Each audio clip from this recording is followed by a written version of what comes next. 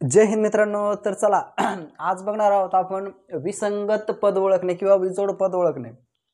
तर बुद्धिमत्तेचा हा दुसरा चॅप्टर आहे. तर यामध्ये पण बघा असंच म्हणजे नाही का असे 4 गट दिलेले राहतील किंवा 4 पर्याय असतील. त्यात नाही का वेगळा कोण आहे म्हणजे 3 गटांमध्ये साम्य असेल आणि चौथा गट वेगळा असेल तर तो आपल्याला शोधायचा आहे.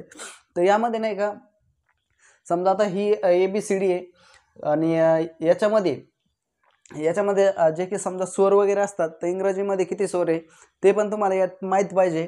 कारण एकतर स्वरांचा गट राहील किंवा फक्त जे व्यंजन आहे त्या व्यंजनांचा गट राहील आणि वेगळा कोणता आहे तो तुम्हाला ओळखायचा आहे. त्याचबरोबर नाही का जर समजा काही कॅपिटल समजा ए हा स्मॉल लेटर आहे बरोबर, बी हा स्मॉल आणि त्यानंतर सी हा कॅपिटल.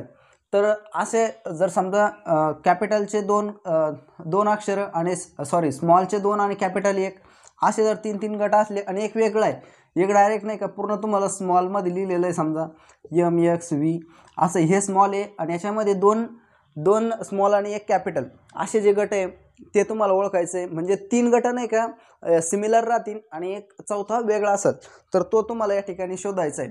तर असेच नाही का बरेच उदाहरणं आहे या चॅप्टरमध्ये विजोड पद ओळखणे याच्यामध्ये. तर चला सुरुवात करूया. कशा प्रकारचे गणित राहतात, कशा प्रकारचे उदाहरणं राहतात. तर ठीक आहे, पहिलं उदाहरण घेतो या ठिकाणी बघा.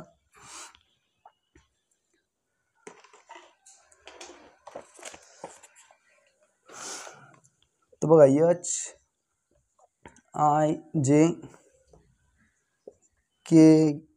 HIJKLM NPO आणि QRS. तर बघा या ठिकाणी हे उदाहरण आहे. यामध्ये नाही का हे असे 4 पद दिले पण यामध्ये नाही का 3 याचा नाही का एक साधर्म्य म्हणजे सारखेपणा आहे आणि एक नाही का त्याच्यापेक्षा वेगळा असणार आहे तर तो आपल्याला शोधायचा आहे बरोबर.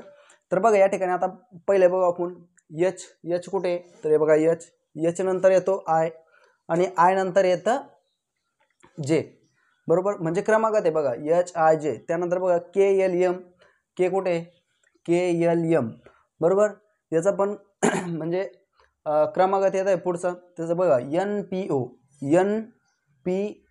येत आहे का, P येतं का नंतर, तर नाही येत आणि त्याच्यानंतर O असं आहे का, तर नाही आहे. तर NOP असं आहे बरोबर. हा या ठिकाणी वेगळा दिसतो आपल्याला पण याची पण पडताळणी करून पाहू. QRS, Q कुठे QRS बरोबर.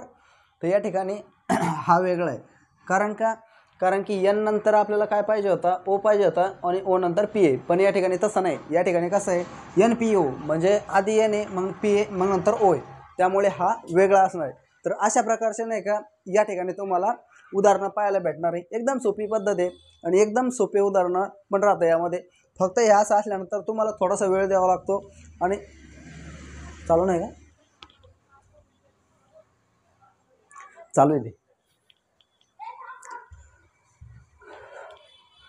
थोडासा वेळ द्यावा लागतो आणि या ठिकाणी उत्तर येऊन जातं. पण तुम्ही लगेच पहिला एक पद पाहिल्यानंतर लगेच हे होऊन नाही जायचं की बाबा आपलं आलं. अगोदर नाही का 2-1 यामध्ये चेक करून बघायचे आणि त्यानंतरच उत्तर काढायचं. तर चला आणखी पुढचे उदाहरण पाहू. यामध्येच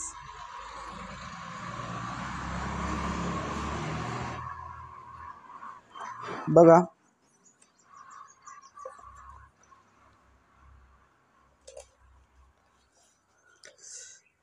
BEH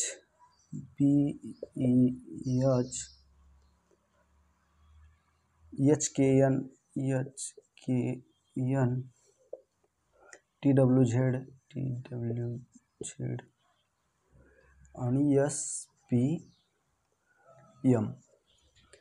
तर बघा या ठिकाणी बघा आता बी नंतर काय दिलेलं आहे, ई दिलं आहे म्हणजे किती सोडून 2 अक्षर सोडून. त्यानंतर H दिलं आहे म्हणजे किती 2 सोडून, आहे की नाही. तर बघा 2 नाही का 2 अक्षर सोडून पुढचं घेतलेलं आहे. त्यानंतर पाहता H नंतर K म्हणजे 2 सोडून, K नंतर N 2 सोडून बरोबर, म्हणजे अशी सिरीज आपल्याला भेटते. पुढे बघा TWZ, T कुठे TW आणि Z बरोबर, म्हणजे हे तिन्ही पण सारखे. आता चौथा पहा SPM, S कुठे SP कुठे येथे आणि M कुठे येते. तर अगोदरच्या गटांमध्ये काय तर पहिल्या सुरुवातीचं जे अक्षर आहे त्याच्या पुढचे 2 सोडून पुढचं अक्षर घेतलंय, पुन्हा तो पुढचं अक्षर नंतर 2 सोडून पुढे घेतलंय. पण या ठिकाणी चौथ्या ठिकाणी तसं नाही आहे. या ठिकाणी नाही का म्हणजे गॅप तर तसाच आहे, पण याच्यामध्ये पुढे जात होता आणि याच्यामध्ये पाठीमागे जायचं आहे. म्हणजे कसं यस नंतर 2 सोडून व्ही पाहिजे होता, व्ही नंतर 2 सोडून वाय पाहिजे होता.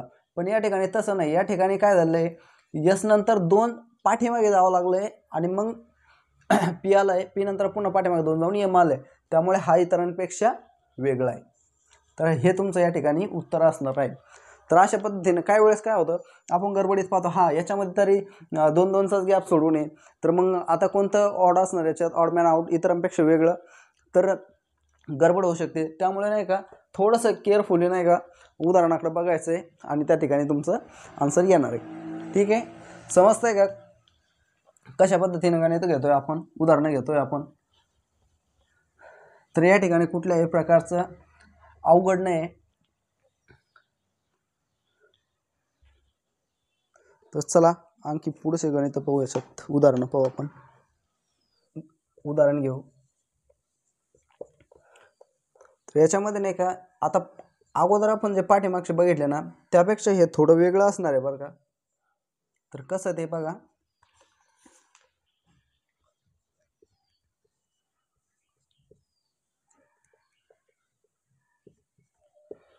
बघा या ठिकाणी आता ऑड मॅन आउट म्हणजे विसंगत पदांचे जे आपण पाठीमागचे जे उदाहरणं बघितले त्यापेक्षा हे उदाहरण नाही का थोडं वेगळं असणार आहे. म्हणजे वाटतं तर सारखं पण थोडं वेगळं आहे. तर वेगळं मी का म्हणतो, या ठिकाणी ज्यावेळेस आपण सोडवू त्यावेळेस बघा, तर बघा ए नंतर ओ नंतर ई. बघा ए नंतर ओ कुठं आहे, तर ओ डायरेक्ट ह्या इथं आहे आणि ओ नंतर या ठिकाणी ई. म्हणजे काय तुम्हाला जुळतंय का एवढे अक्षरं सोडून एवढं असणार आहे, तर तसं काही नाही. पुन्हा पण बघा, पुढे पण बघा, ई नंतर यू नंतर आय. ई कुठे आहे इथे आणि यू बघा कुठे आहे, 1 2 3 4 5 6 7 8 9 10 11 12 13 14 15 16व्या क्रमांकाला आहे बरोबर. त्यानंतर आय बघा, आय पुन्हा इकडे पाठीमागे. म्हणजे काय तुमचा तर्कसंगत काय लागतोय का, तर बिलकुल लागत नाही. म्हणजे त्यामुळे नाही का या ठिकाणी गडबड होणार आहे की बाबा यार याचं उत्तर काय असू शकतं. पण अशा वेळेस नाही का घाबरून जायचं नाही, बघायचं एक वेळेस. कारण मी अगोदर पाठीमागे बोललो बघा की स्वर जास्त त्यावरती पण क्वेश्चन राहता. तर इंग्रजीमध्ये स्वर किती हे आपल्याला माहित पाहिजे. इंग्रजीतील स्वर बरोबर, तर कोणते येते बघा, A E I O U, A E I O U. तर हे 5 स्वर आहे. तर या 5 स्वरांवरतीच ते क्वेश्चन आहे बघा. तर ए ओ ई हे स्वर आहे, ई यू आय हे पण स्वर आहे, यू ओ आय हे पण स्वर आहे. पण हे बघा हे स्वर आहे का, तर नाही. तर हे स्वर नाही आहेत बरोबर.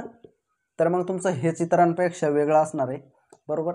तर असं, कारण इथं कुठल्याही प्रकारचा तर्कसंगत तुमचा लागत नाही. त्यामुळे नाही का थोडीशी फसगत होऊ शकते, 1 मार्क जाऊ शकतो. त्यामुळे नाही का ह्या गोष्टी पण आपल्याला माहीत पाहिजे. स्वरांवरती पण यामध्ये बरेच प्रश्न तुम्हाला बघायला भेटतील.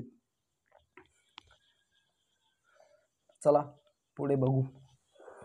बघा आता आणखी पुढे TXGK, पुढे आहे MHGP, त्याच्यानंतर आहे QTMR, त्यानंतर आहे ABQ आणि H. तर बघा या ठिकाणी नाही का 3 पद एक सेम आहेत, म्हणजे सारखे त्यांच्यामध्ये काहीतरी साम्य काहीतरी आहे त्यांच्यामध्ये. एकतर पदांचं किंवा कोणतं तरी क्रमाचं किंवा कॅपिटल स्मॉल लेटर असं काहीतरी तीन गटांमध्ये नाही का साधर्मी आणि एक वेगळा आहे. तर तो एक आपल्याला शोधायचा आहे. तर बघा या ठिकाणी बघा आता TXGK, तर टी कुठे, तर टी नंतर हा 3 सोडून एक्स बरोबर. त्यानंतर जी 1 2 3 सोडून के बरोबर. पण बघा या ठिकाणी हे सुरुवातीचे 2 आहे ते स्मॉल लेटर आहे आणि त्यानंतरचे जे पुढचे हे 2 आहे हे नाही का कॅपिटल लेटर आहे, म्हणजे मोठे अक्षर आहे बरोबर. पहिली लिपी दुसरी लिपी आहे का नाही. तर हे पहिली लिपी आहे आणि हे दुसरी लिपी आहे. तर हे स्मॉल लेटर आहे. तर पुढचं पण तसंच आहे बघा, एम आणि एच. एम कुठे आहेत, तर हा M आणि हा या इकडे आहे H, बरोबर. तर बघा 1 2 3 4 सोडून पाठीमागे आहे. तसंच G आणि P, G त्यानंतर 1 2 3 4 5 6 7 8 नंतर P, बरोबर. तर असं या ठिकाणी दिसतंय तुम्हाला. पण हा नाही का तर्क काही लागतोय का, तर लागत नाही. कारण आपण सुरुवातीला फक्त बघतोय कशा पद्धतीचे यामध्ये फरक असणार आहे, पण तो आपल्याला ज्या पद्धतीने आपण किती अक्षर सोडून असणार आहे पुढचं अक्षर असं दिसतंय का, तर नाही. तर बघा सरळ सरळ हे पहिले 2 स्मॉल आहे, हे पहिले 2 स्मॉल आहे, हे पहिले 2 पण स्मॉल आहे आणि हे पण स्मॉल आहे. तर चारही गटांमध्ये नाही का सारख्या पद्धतीचं आहे 2-2 स्मॉल लेटर पहिले. पण नंतर आता बघा पुढे त्याच्यानंतरचे हे 2 हे कॅपिटल आहे, या ठिकाणी पण कॅपिटल लेटर आहे. पण तिसऱ्या पदामध्ये बघा या ठिकाणी तुम्हाला एक स्मॉल दिसतोय आणि एक कॅपिटल दिसतोय. तर हा नाही का इतरांपेक्षा वेगळा येतोय.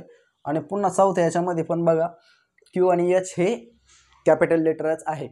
त्यामुळे हा गट नाही का इतरांपेक्षा वेगळा असणार आहे.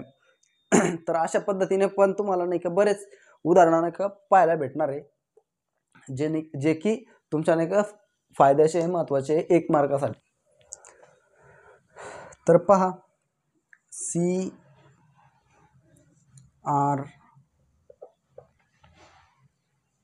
CRQ त्याच्यानंतर GRP त्यानंतर XTP आणि GXH.